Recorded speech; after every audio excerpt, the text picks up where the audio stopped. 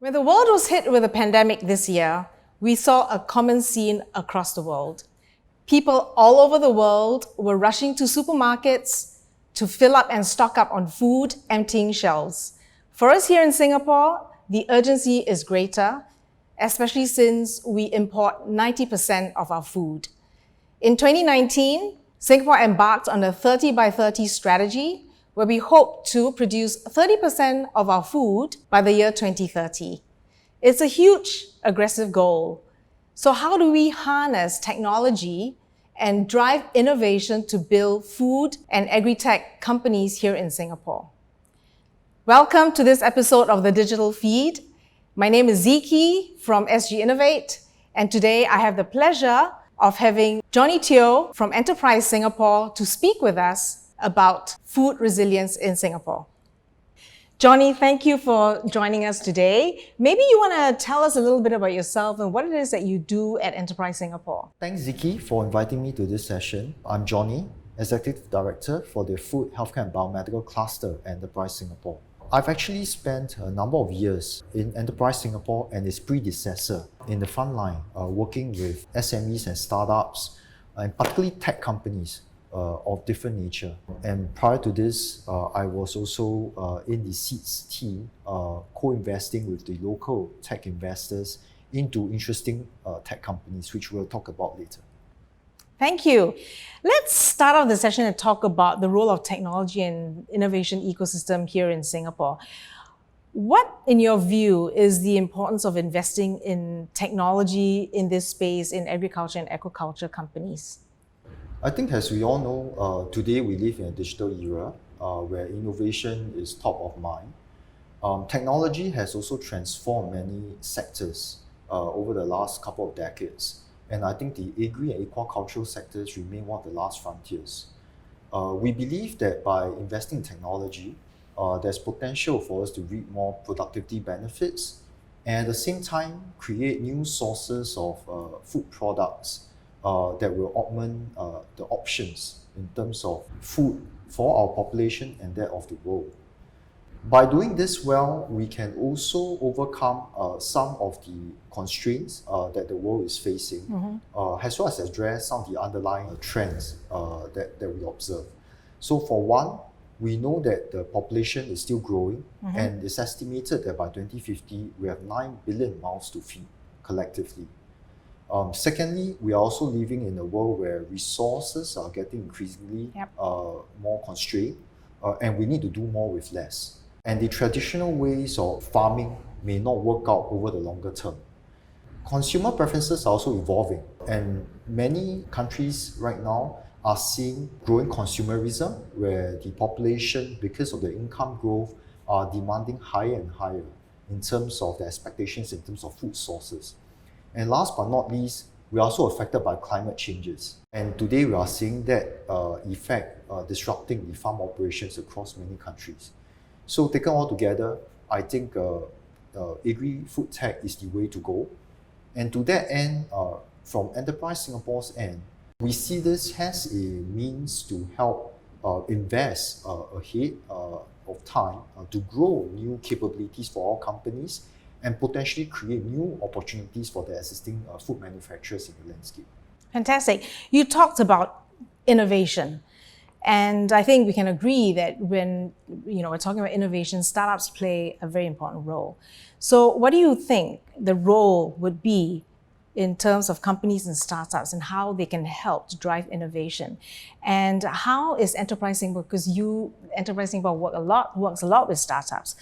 What is the role of Enterprise Singapore, and what are the things that you guys are doing to support the growth of companies in driving food innovation in Singapore? Right. From Enterprise Singapore's end, our main mandate is to grow stronger Singapore enterprises. To achieve that intent, the first and foremost is really about developing enterprise capabilities. And to that end, we basically invest in the companies who has the potential and maybe internal resources to upgrade and transform. Example of that would be Sustainer, whom today has actually built up its control environment system, which allows them to apply technology intensively through robotics and also through use of monitoring and sensor solutions to allow higher yields in terms of the locally produced vegetables in their 4,000 square meter farms. I think in a few months' time, we should see a significant increase in yield coming from them. So that's one aspect. And through that, you actually can increase the current production itself. Now, on the other hand, we just now talked about new food products using novel technologies or solutions. Over the last 12, 18 months, we have actually seen a growth and also a surge in interest in the area of food tech. We are seeing startups and new research teams coming up in the landscape, investing time and effort in new food areas such as alternative proteins and so on. One example is Karana, which is developing a substitute for pork products using jackfruit. And we all know that jackfruit has a fairly meaty texture and it has very high yield. But maybe what many of us didn't know is that it's actually quite low in GI, whilst high in fiber and protein. So this actually provides a potential mainstream substitute for the population once the technology matures. In addition to building enterprise capabilities, we also look at investing in terms of talents and also developing the human capital. We know that we do not have a lot of bench strength in this new emerging area. And one way of trying to overcome that is to tap on resources and know-how overseas. Enterprise Singapore has actually partnered a number of global accelerators, incubators, and helped them set up here so that they can create their own programs and also nurture the entrepreneurs in this scene. Now, with that, we can then look at ecosystem development. And to enable it, we have also invested in infrastructure and also intermediaries that will help facilitate the growth of the sector. We have brought on board VCs who has the know-how and ability to invest in the right talents. At the same time, we have also set up centers of innovation, such as the Food Innovation Resource Center and the Aquaculture Innovation Center, that will provide the immediate know-how, technical support to budding agri-food tech companies that's commercializing new technologies and products.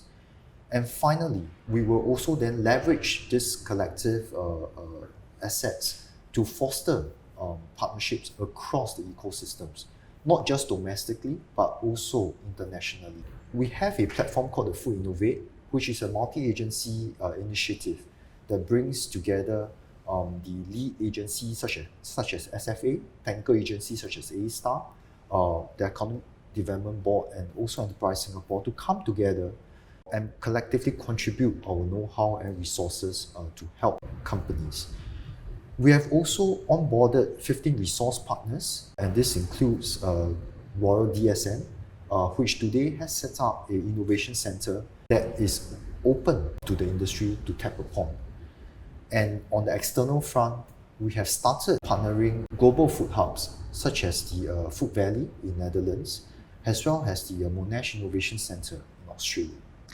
You know, I'm always very amazed because, you know, you work with startups, I work with startups as well. The kind of innovation that comes from startups is actually amazing. So I think it's wonderful that, you know, Singapore is so supportive of driving more innovation through startups, and the work that Enterprise Singapore is doing and what SGInnovate is doing. I think it's really important for us to continue to let this ecosystem flourish. So I think food security is not a Singapore issue, it is a global issue, right? For the companies that are started in Singapore, let's talk a little bit about their prospects in terms of how they can go international. So what's your view in terms of the prospects, and what are the things that Enterprise Singapore is doing, and, you know, some of us, you know, other agencies can be doing together in terms of promoting international collaboration to help enable the startups to be able to grow internationally beyond Singapore? Earlier, we talked about this trend and need being a global one in nature. And given that Singapore is a small nation and market, whatever we do as investments in this space, we have to start with the global audience in mind. And therefore, right from day one, the startups and many of the agri-food tech companies that's up and coming do have a view towards exporting, or at least capturing the global demand. The prospects for Singapore agri-food tech companies going international are bright and good, given that the demands for it are international in nature. Pre-COVID, we have actually started seeing this trend, given the rising consumerism that we are observing in this region and also in other parts of the developed markets. To that end, we have also recently seen a report published by PwC and Rabobank, which also attests to the growing needs in this region, where an estimated 800 billion will be needed over the next couple of decades in terms of investments into the agri-food area. So against that, from Enterprise Singapore's end, given our mandate to help companies go international and strengthen themselves, we see various opportunities across 3 different levels that we can support their ambition. Firstly, at the enterprise level, we can leverage on the networks we have internationally and also through the various partners that we have overseas to connect them. Example would be Biomedical Asia, whom today is working with James Cook University, as well as an Australian-based hatchery, looking at developing genetics-based approach towards growing barramundi. This will allow a new breed of fish which is more resilient in terms of disease resistance and also grow faster than the average. And this therefore helps increase the capacity and yield of the crop. That's just one example. On the food tech side, we have also seen companies like GrowthWell who have actually managed to garner a significant investment from Temasek recently to set up their R&D center here and at the same time internationalize to markets such as India, Australia, and possibly even the US. SzeKi is the other one, whom of late has also garnered a major Series A, and these are just fairly recent examples. At the intermediary level, we have also strengthened the collaborations and creator platforms. This is done mainly through the accelerators and incubators I mentioned just now, which originated from markets outside Singapore. Now that they are here, they are able to bring in their networks, their expertise, and maybe even startups from outside Singapore to interact and collaborate with the companies here. And this creates another avenue of opportunities. One specific example will be our partnership with Grow, whom recently with Dole Food itself, we have actually launched a Singapore Food Bowl, which is actually a 12-week virtual program that enables regional startups to participate and be mentored during that window and hopefully develop and commercialize new food products.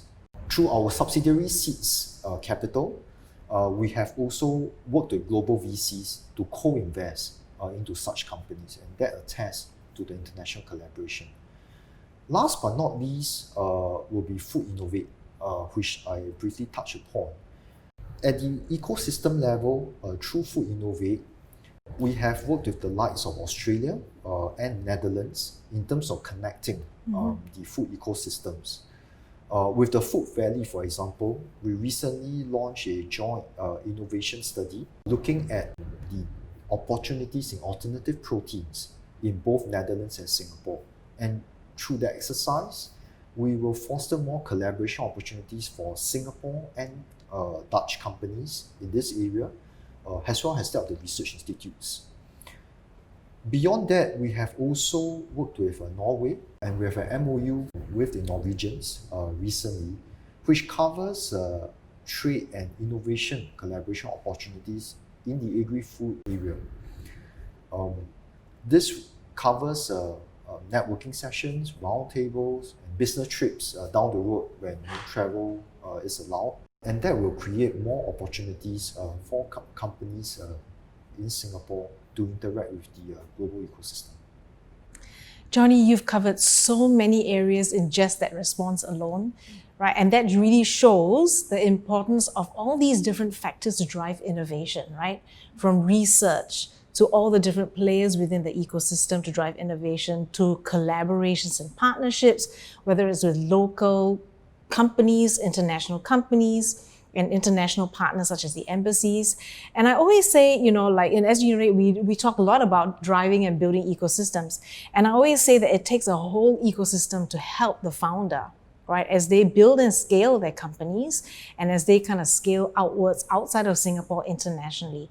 And I think, it's really the sum of all parts that every single one of us is doing in our own areas, right? Enterprise Singapore is doing so much in these various areas. SGInnovate is doing our own areas as well.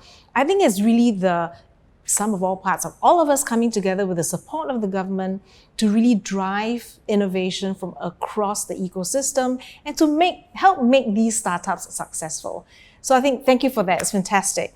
So let's talk a little bit about our aging population in Singapore, right? We always say, okay, we are what we eat. So what is the potential, or how do we provide a framework in terms of, when we talk about having our own food sources, how do we build that framework so that we can also inject that healthy element into it?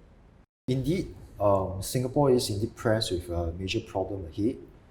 Based on statistics, we know that 1 in 4 of within the population will be 60 and above in about another 10 years' time. Whilst it's a problem, but it is also an opportunity in of its own. And we have seen this trend coming up simply because Asia is also aging quite rapidly. In this regard, we have seen large corporates such as Nestle who have come on board and started investing in the area of nutritional and functional foods for the elderly.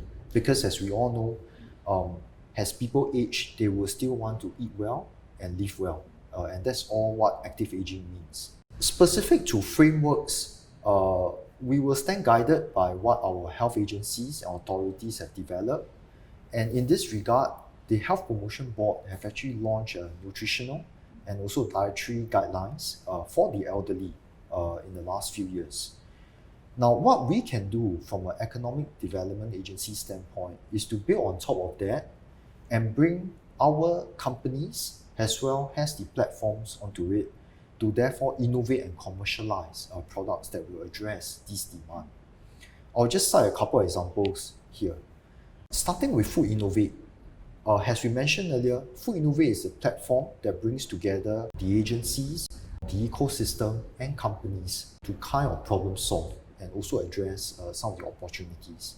One specific example related to the elderly needs is how we have worked with Ingredient, which is a global ingredients company, to basically impart their know-how to Singapore food manufacturers in the area of regulatory, in the area of product reformulation, as well as market success when it comes to low sugar or clean label foods. This really gives the Singapore manufacturers a leg up when it comes to new product development, and one that will also conform to growing global needs. Another aspect of that is really in terms of our war against diabetes. We've recently partnered with HPB again and bring on board the Singapore Food Manufacturers Association to collaborate with startups to develop low sugar type products or even alternative sugar type of products and formulations. This just happened, but through the process, I think we allow that co-creation and collaboration to take place, which will ultimately yield solutions and products down the road, which we also hope to export. And finally, within the SgeInnovate program, we actually have a Food for Elders initiative where we connect healthcare institutions and also elderly homes with F&B players or food manufacturers who are keen to address some of the needs they see in their institutions. One successful outcome of that collaboration is essentially Soup Spoon, whom today has developed soup products that's catered for the elderly, that's actually more nutritious, higher in proteins, but yet less salty. Definitely a lot of important work that's being done in that area to keep our population healthy and to fight against this big war that we have against diabetes. So I think that's always great to kind of know and refreshing to hear. We've covered so much ground today, Johnny, and it's been you've provided such great insights. It's nice to see the work that is being done at Enterprise Singapore, and how that helps, on the overall, for our overall country in helping to build food sustainability and food security for us. As we round off this session of the digital feed, give us your final thoughts to wrap it up. What are your thoughts in terms of food resilience in Singapore? Any anecdotes? COVID has exposed certain vulnerabilities, not just in Singapore, but in different parts of the world. And I think from our end, we will try to address those vulnerabilities systematically, not just on our own efforts alone, but working alongside lead agencies such as SFA. And we'll support them in that 30 by 30 efforts. From our end, we will continue to double down on the two main modes we've talked about earlier, which is essentially upgrading the capabilities of local producers so as to increase their production capacity through tech means.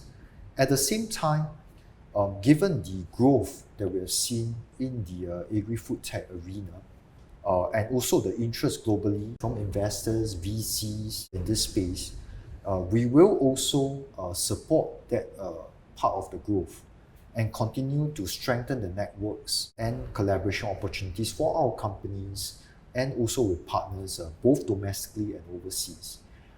If we do that well, we will hopefully have a new emerging sector that we'll call home to Singapore. And from here, we can be the next food hub for the world.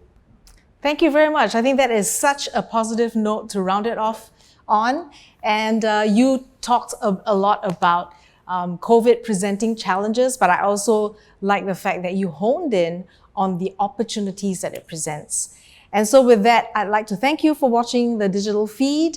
I think that, it's very clear whenever we have an issue such as food resilience and food security, it is not one country's issue, it is a global issue which needs to have the collaboration across the ecosystem from partners, from international partners, from research, to the academia, to innovators and founders to be able to solve this problem.